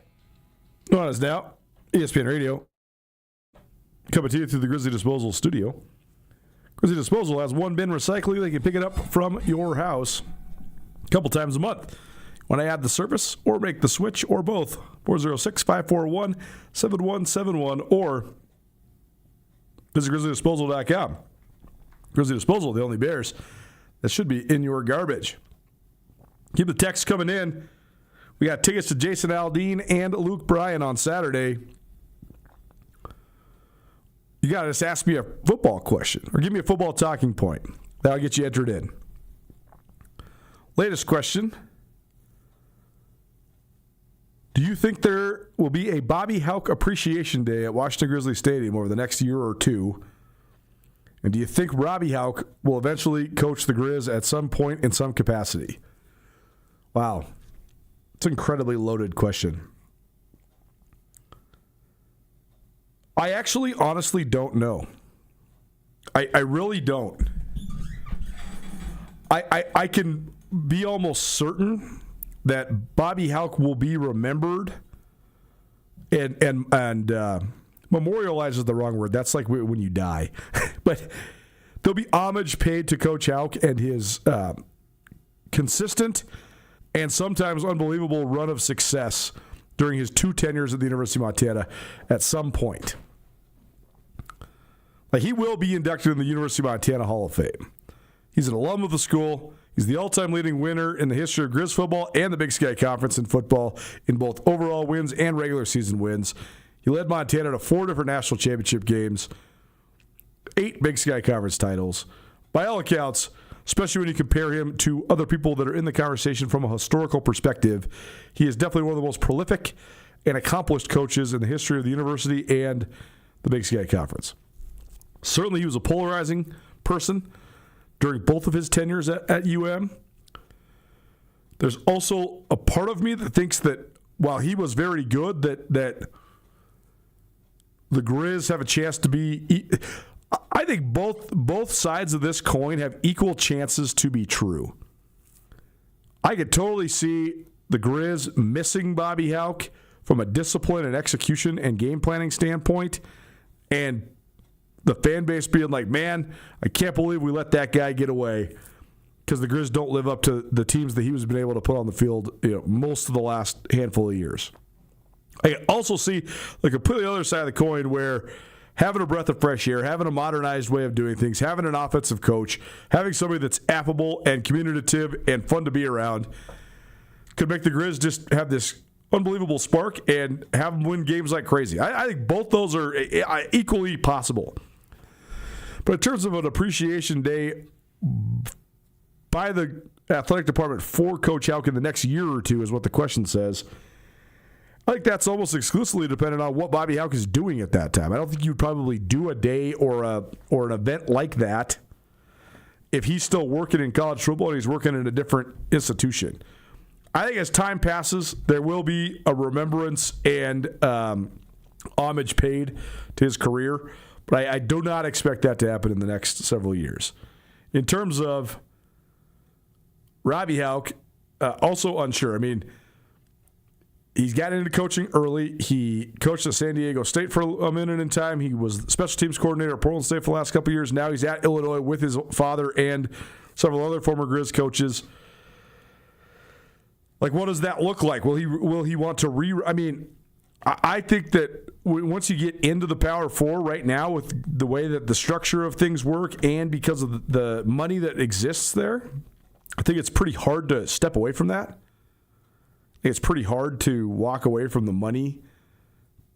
I guess what I'm saying is if Robbie Houck becomes a full-time assistant coach at Illinois, he's not going to probably leave that job for anything less than a coordinator job at Montana, like an offensive or defensive coordinator job. I just don't think, let's say he became the safeties coach at Illinois, he's not going to leave Illinois to come coach safeties at his alma mater. Maybe if there was like a personal connection to the head coach, and it certainly has one to Bobby Kennedy because Bobby Kennedy and Bobby Houck go way back. But if you're a full-time position coach in the Big Ten, you're making like $300,000 to $500,000 a year. That's not what Robbie Houck's making right now because he's an analyst.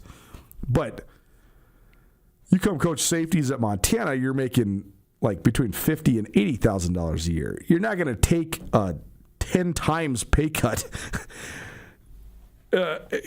unless it's a fast track to an elevated position, and I just don't know if that's happening. I do think, though, maybe you step away from an assistant job to come be a coordinator or a head coach. I just don't know how close that is going to be. So, loaded question, but interesting question, certainly. And appreciate you guys for sending them in. Keep them coming. 406-888-1029. That's 888-1029. Any and all texts will get you entered in to win the tickets to the Double Down show on Saturday in Missoula, Washington Grizzlies Stadium. Jason Aldean, Luke Bryan coming to the Garden City. So keep those texts coming in. 406-888-1029. Take one more break, pay one more set of bills. Tax some NFL on the other side. In honor of our great nation's 250th anniversary, Mattress Firm is having its biggest 4th of July sale ever. Save up to $1,000 off top-rated Tempur-Pedic, or save hundreds off Purple mattresses and premium adjustable bases. Save up to 50% on top-of-the-line mattresses, all backed by their 365-day guarantee. See store for details. It's their biggest 4th of July sale ever at your locally owned and nationally known Mattress Firm. Mattress Firm, where it's easy to get a great night's sleep.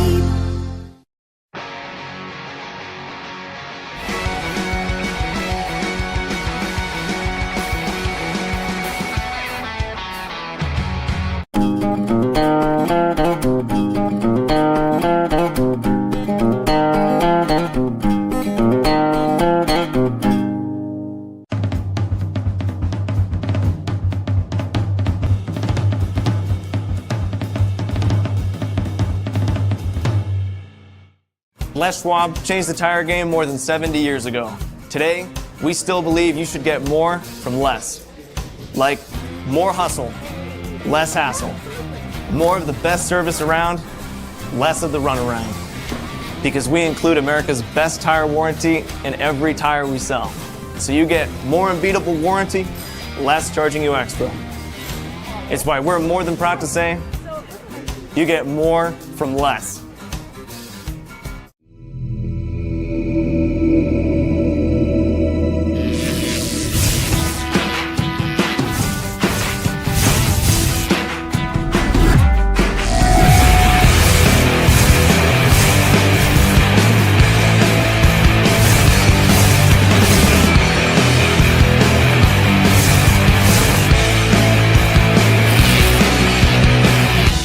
Jewelry Design Center. We want to be your jeweler for life.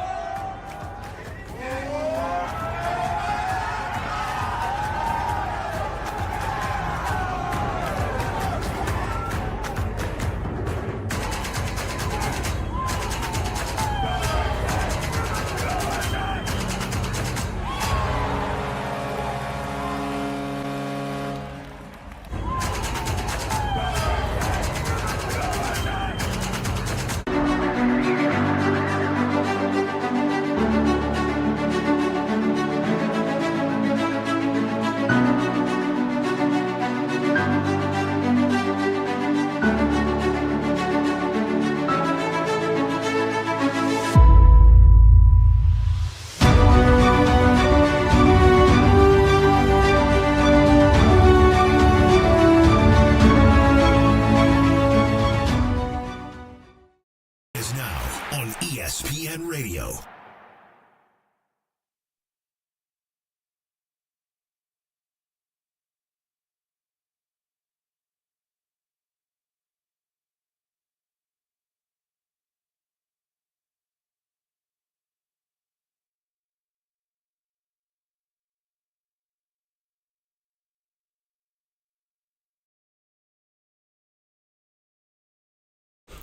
Welcome back. 129 ESPN Radio, SWX Montana Television, and the ESPN MT app. Colter Nuanez coming to you through the Grizzly Disposal Studio. Grizzly Disposal. The only Bears that should be in your garbage. You're missing in the show. Plenty of football talk. Class AA high school football. Some Big Sky kickoff. Some questions from listeners. And a recruit. In fact, one of the best recruits in the state of Montana. Billings West senior to be Walker Olson. All of it on the pod was available on all your various podcast hosting platforms. Please rate, review, subscribe.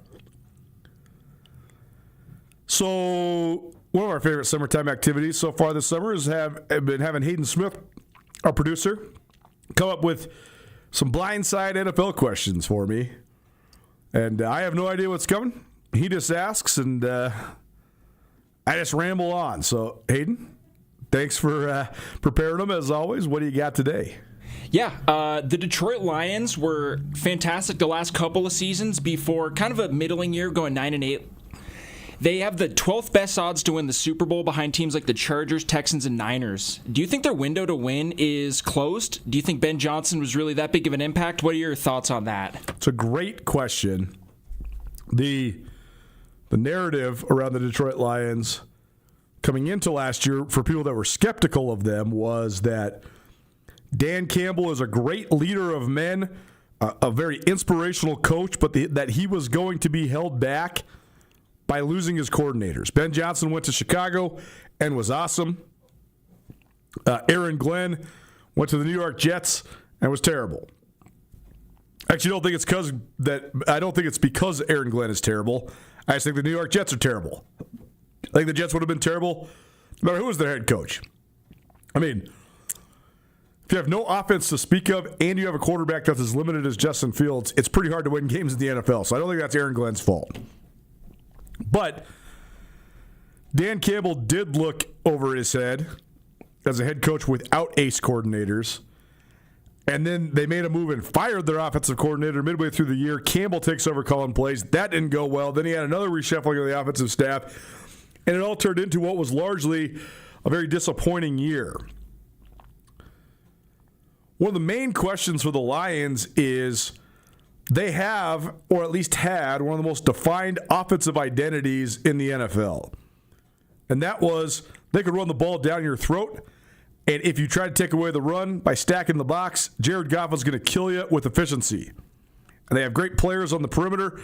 Amon-Ra St. Brown is one of the best receivers in the league. Jameson Williams is an up-and-coming player. Sam Laporta has shown great flashes as a potential all-pro type tight end. And they had a great 1-2 punch with Sonic and Knuckles, Jahmyr Gibbs and David Montgomery.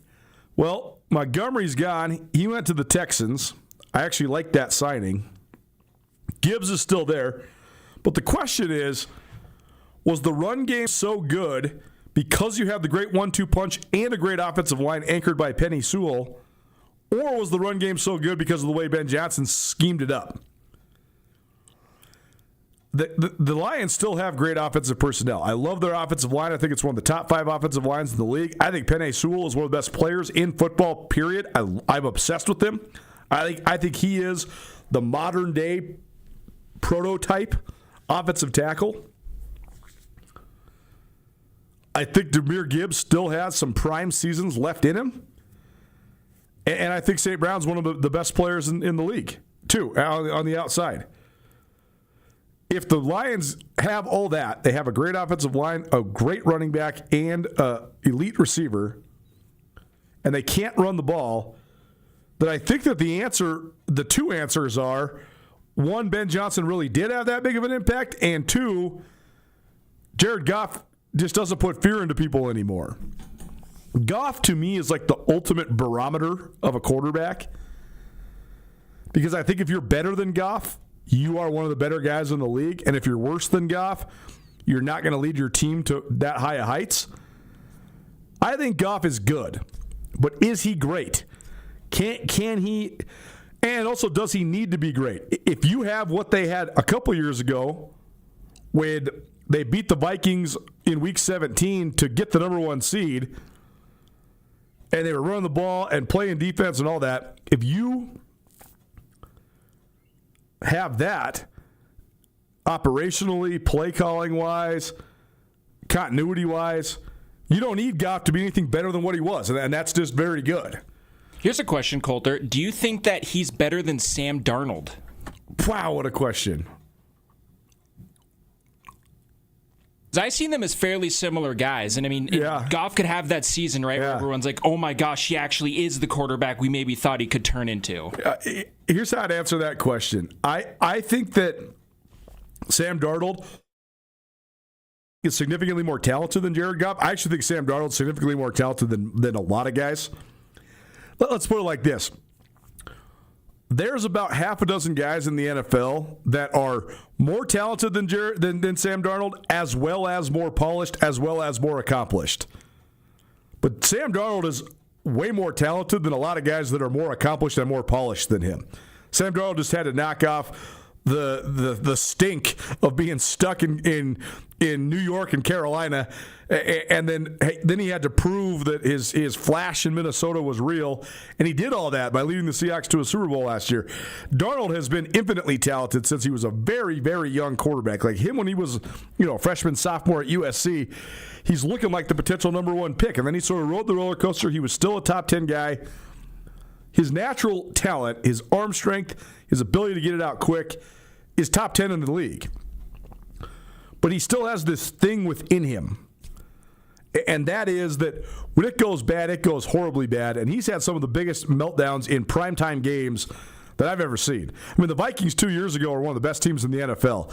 Then they got smacked by the Lions in the final week of the year, and then they melted down in the first round of the playoffs. And Darnold went from a guy that was probably going to get a career type of contract, like a $50 million a year plus deal, to then 2 weeks later, a guy that Minnesota straight showed the door, let walk, and that the Seahawks got for a sweetheart deal. So which Darnold is it, right? Is the regular season in Minnesota and then pretty much the duration of last year in Seattle, is that the real Sam Darnold? Or are we going to have these regressions to the mean every time he's in a big-time game? I'm not sure. I think Darnold's more talented than Goff. I think he throws it better. I think his ceiling is probably higher. I think Goff is actually really underrated in all the intangible parts. I think Goff is exceptionally smart. If you watched the Netflix documentary series Quarterback, Goff comes off as smart, well-prepared, but also just one cool customer. I mean, he's smooth. He's good with his teammates. I mean, not that this matters, but it does matter. His wife's a Sports Illustrated swimsuit model. I mean, the guy's got a lot of stuff going for him. He's a cool customer. He's a smooth dude, smooth criminal. And I think that he's proven that he can be great in big moments, and that's why he's been on deep playoff runs before. But I do think his actual abilities, I mean, it's hard to say he's limited because he's one of the 15 most talented guys in the league, but he's just not he's not in the same conversation from a natural talent standpoint as Joe Burrow or Patrick Mahomes. But again, who is, right?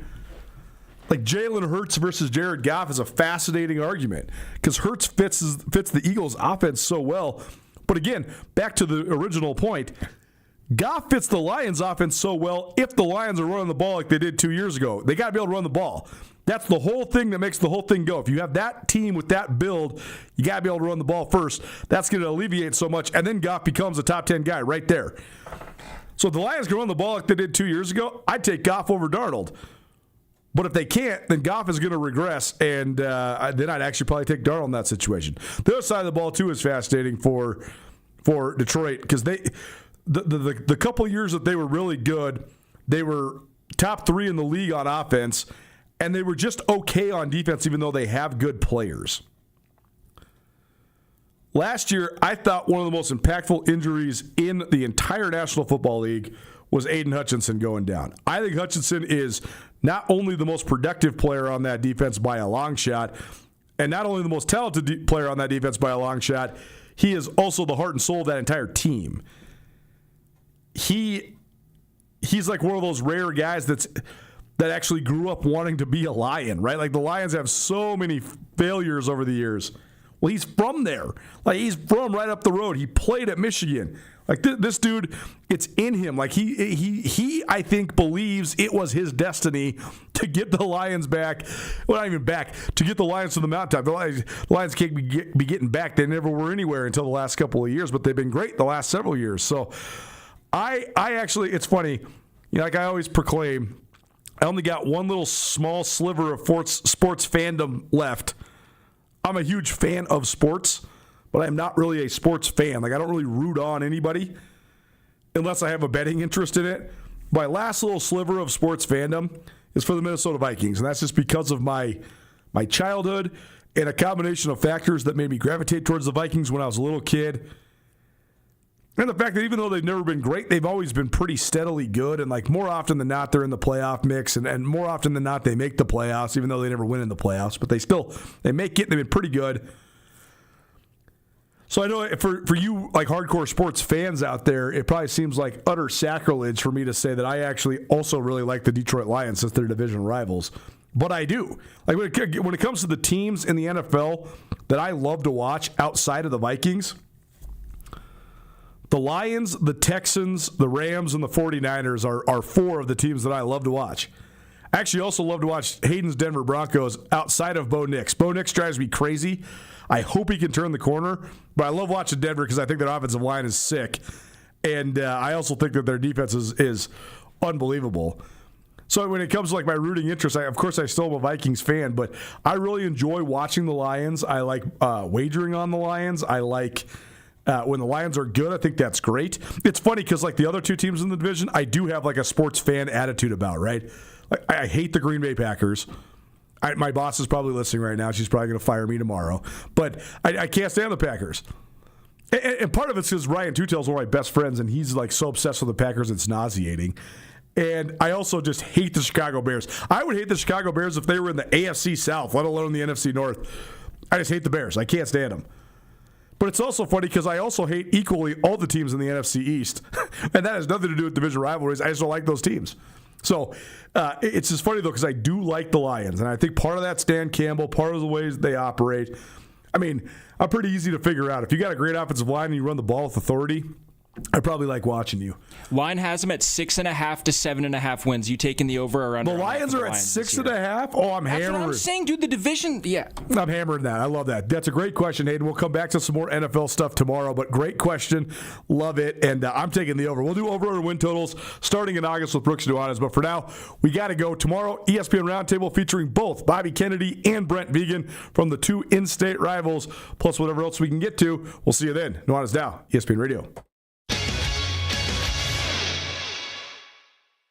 You already know Tagliari Delicatessen has the best sandwiches in all of Montana. Heck, even People Magazine and the Food Network say so. But Tagliari Deli has more than just the most delicious sandwiches this side of the Mississippi. Stop into the shop on the corner of Beckwith and Higgins to check out all they have to offer. Tagliari takes pride in offering the best selection of imported old world wines that are sure to please a variety of palates. Pair the wine with a sandwich, a cheese and meat plate, or both. Stop in to Tagliari Deli today. Looking to upgrade your home in Missoula, Hamilton, or surrounding areas? Trust the experts at Jared Langley Enterprises. With almost 40 years experience in roofing, remodel, gutter siding, decks, and additions, not to mention new construction, we've got your needs covered. Give us a call today for a project done right and check out our website at jaredlangley.com or visit us on Facebook and Instagram. Jared Langley, roofing and remodel. 541 Roof. cravings? The Montana Club has got you covered with scratch-made comfort food to match every craving. From perfectly grilled steaks to satisfying salads, they're ready to handle your hunger. So grab a table with a reservation or keep it casual and order delivery straight to your door. Great food made easy. Visit MontanaClub.com to order or reserve and come warm up at your Montana Club. Brooks and North Reserve, Missoula. Have you heard? Darkness has officially been defeated. Yep, thanks to Liberty Electric, you no longer have to let the sun determine when your summer fun is over. From pathway lights to patio deck and yard-sized spotlights, the pros at Liberty Electric are like superheroes, adding hours of grilling time and memories to the family scrapbook. Improve curb appeal, make your home safer, and show darkness who's boss this summer. Call Liberty Electric and learn how outdoor lighting can work for you. 541-WIRE. That's 541-9473. Blaine McElmurray knows what you can achieve through hard work as an athlete from a small town in Montana. The Troy native rose up to become an All-American safety for the Grizzlies on UM's 95 National Championship team before spending time playing in the NFL. McElmurray has also used those values in his work at McElmurray Homes. Since 2003, McElmurray Homes has helped contract and subcontract some of the Garden City's finest houses. McElmurray Homes is committed to offering quality custom service, quality products, and the best prices throughout any project. And McElmurray Homes is also a proud supporter of high school athletes around the state of Montana. Life and sports can get expensive, but the Opportunity Athletics provides young people can influence them for a lifetime. At Vertical Raise, the online fundraising platform has a primary goal of helping make the sporting experience ideal for as many high school athletes as possible. Why is Vertical Raise different? Vertical Raise has made massive improvements to streamline the way fundraisers are shared, allowing many more people to contribute. As a result, programs raise substantially more money and get delivered a bigger check. Vertical Raise has raised more money than any online fundraising platform in the country. To learn how to jumpstart your high school sports fundraiser, visit verticalraise.com. ESPN Radio for Western Montana, KKVU HD3 Stevensville, and 102.9 FM on K275BS Missoula.